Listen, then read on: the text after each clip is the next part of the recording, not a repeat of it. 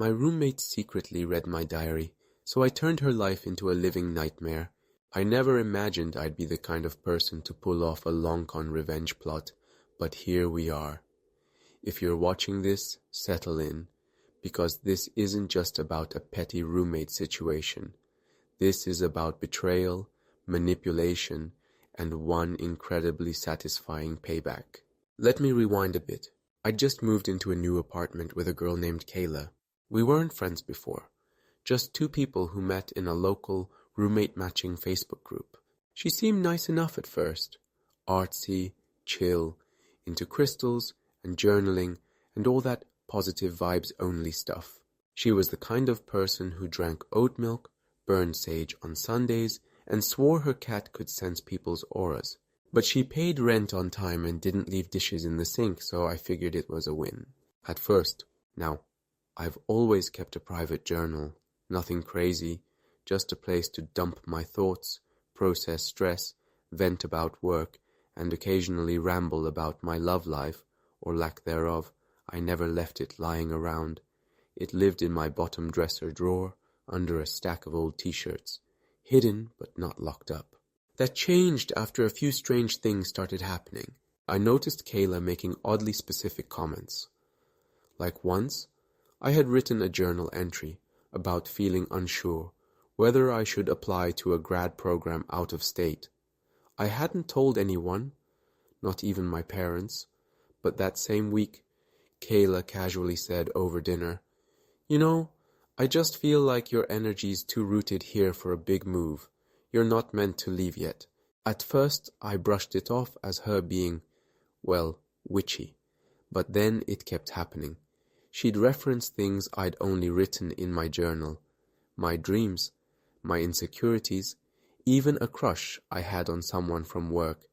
Every time she played it off like a weird coincidence, but the coincidences kept stacking up until I finally tested it. One night, I wrote a fake entry. I made up a story about running into an ex and rekindling things. I wrote that we kissed, that it was complicated, that I didn't know what to do. The next morning, Kayla asked, "So, did you have any intense dreams last night? Maybe about someone from your past?" Busted. I didn't confront her right away. I needed to be sure. So, I wrote a few more fake entries. One about thinking she was annoying, another about being allergic to her essential oils, and one very dramatic one about considering moving out because I couldn't live with such chaotic energy. Every time she reacted, passive-aggressively, like swapping out her essential oils the next day, or going out of her way to be overly nice to me. She even cleaned the entire apartment top to bottom after the chaotic energy entry. So yeah, she was reading my diary. But instead of confronting her, I got creative. I decided to weaponize it. I started writing very intentional entries. I told a story, bit by bit, about finding a new job offer in another city. I made up names, fake phone calls, emails I pretended to reply to when she was in the room. I even added sticky notes in the journal to make it feel more real. She started spiraling. She asked weird questions. Would you ever just leave without saying goodbye? Do you believe in fate? Like maybe some people aren't meant to live together? Then I started planting supernatural stuff. Notes about sleep paralysis, about her cat staring into my room at night and hissing, about hearing whispers in the walls. I even left a scribbled entry about waking up with scratches I couldn't explain. That night I found her journal, left half open on the couch. It had an entry that said, "I think there's something wrong in this apartment. I keep hearing things, seeing things. I don't know if it's real or if I'm being punished." She was cracking, and I wasn't done. So where did we leave off? Right. My roommate Kayla had been snooping through my private journal for weeks, maybe even months.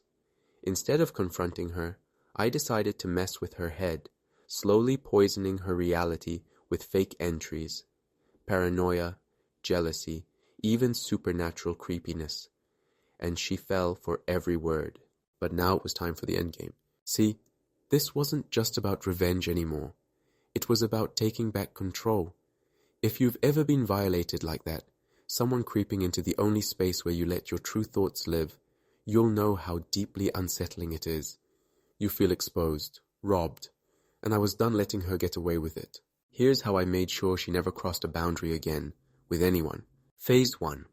The trappy took a blank notebook and made a new journal. This one looked just like the old one but was filled with deliberately fake, ridiculously juicy content. Think of it like a booby-trapped diary. The first entry was about a boyfriend I was secretly seeing, one Kayla had a history with. Let's call him Jake.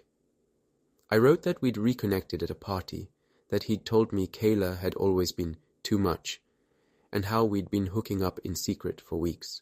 Kayla had a meltdown the day after that journal was planted. She stormed into the apartment after work, slammed her keys down, and asked, totally out of nowhere, "Have you seen Jake lately?" I played dumb. "Not since that party a few months ago." "Why?" She mumbled something about running into him on Instagram and locked herself in her room.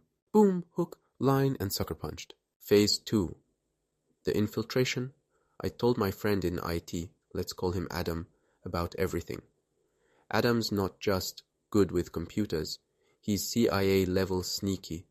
I had already suspected that Kayla might have taken pictures of my journal. I mean, who reads private stuff and doesn't save it for future ammo? So Adam and I planted a trap. I created a Google Doc that looked like a personal journal entry. It had fake login info for a secret Instagram account where I supposedly shared spicy content. I left the link handwritten in the journal with a little note to self, delete this account soon. Within 2 days, someone had tried to access that link and log in using the credentials. From our apartment's Wi-Fi, Adam set up an alert system that pinged him the second the dock was opened. He had the IP and everything. Caught red-handed. Phase 3, the public unraveling. This is where it gets really fun. I knew Kayla cared about appearances more than anything. She always wanted to be liked, the cool, spiritual, artsy girl who everyone trusted. So I hit her where it hurt most. Her image. I created a fake social media profile, using a stock photo and an alias. Let's call her Maya. Maya started messaging Kayla's friend group with vague warnings. Hey, I don't know if this is your friend, but someone named Kayla was talking trash about you in a group chat. Just thought you should know. Check her texts. Then Maya disappeared. Within a week, Kayla was iced out of her brunch group. No invites, no replies. Just silence. I didn't even have to fake screenshots. Kayla's paranoia did all the work. She thought someone had exposed her, but had no clue who. She became jumpy, suspicious. She asked me 3 times in one day if I noticed anything weird with her phone. No, Kayla, just your conscience. Phase 4. The final blow. The last entry I ever wrote in the fake journal was simple. It read, "She's been reading this all along. She doesn't even know this was a test, and she failed." I left it open on her bed, perfectly centered, when I knew she'd come home late. I made plans to stay the night at a friend's place. The next morning she was gone. No note, no goodbye, no explanation. Just an empty closet, her half of the rent unpaid, and the faint smell of overpriced lavender essential oils. She moved out in the middle of the night. And guess what? 2 weeks later, I found out from our mutual friend, the one who introduced us, that Kayla had dropped out of school, said she needed a break to reconnect with herself. She's currently off social media, radio silent. I guess she's finally journaling her own thoughts now. The aftermath, I got a new roommate, someone normal, kind, and respectful of privacy. I still write in my journal, but I keep it in a locked drawer now. Learned that lesson the hard way. Some people say I went too far, but I say this. If you sneak into someone's mind, don't be surprised when they trap you in a maze you can't escape. So yeah, Kayla thought she was reading my secrets. She didn't know I was writing hers.